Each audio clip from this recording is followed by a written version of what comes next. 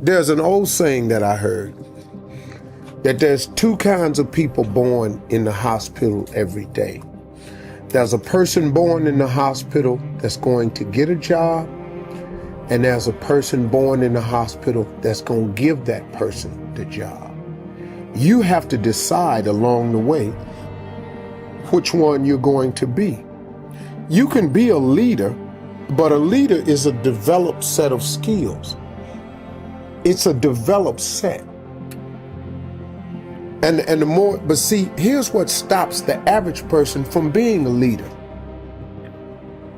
is the fear of the consequences of leading. Most people don't want the responsibility of being a leader.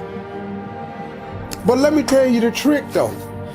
The responsibility and ramifications and consequences of being a follower is more dire and more severe.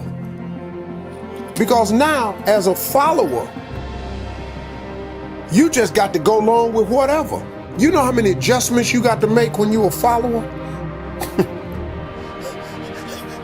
But the man come in and decide I'm having layoffs, and he hand you a slip and it's Christmas. What?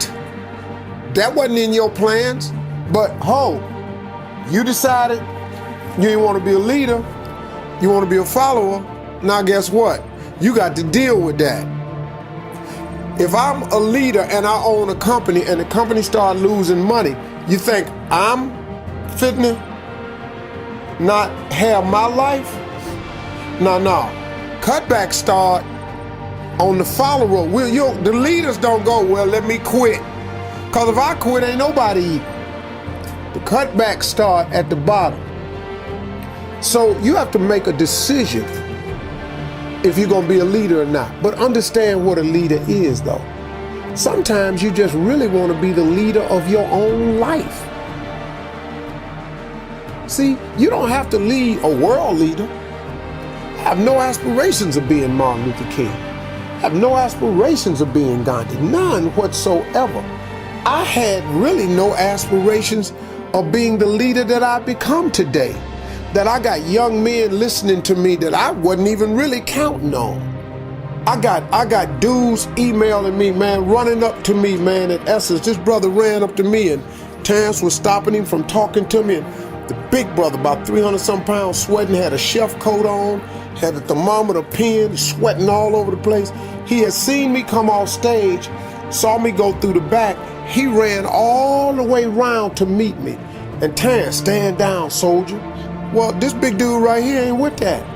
He said, hey, little man, come on now. Ain't nobody got time for all this here. I'm trying to holler at this man right here, because you don't know what I've been through. Stand down, soldier. Little man, before this turned into something else, I got to see him today. His whole thing was, he was a prison inmate down in New Orleans, had been listening to me on the radio since 2005. Did his 5 years, got out the joint, started studying in prison food prep, because he said, man, you told me one morning you ain't gotta sit there and do nothing. You can better yourself from behind the wall and make one plan on not to come back. He said, you changed my whole life. He said, I come to tell you, man, I'm the chef right now at the Hilton. But the big dude was just crying. You know, we end up hugging. I cried with him because, you know, I be feeling people like that.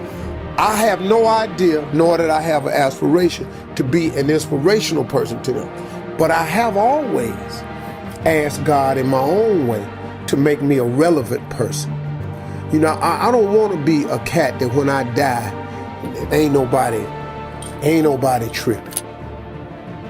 Church empty. Ain't nothing right here, because, you know, there's two things, you know, when a person dies on their tombstone. There's a birth date, there's a dash, and then there's a date of your demise. And let me tell you something. When you die, they're not going to talk about your birthday.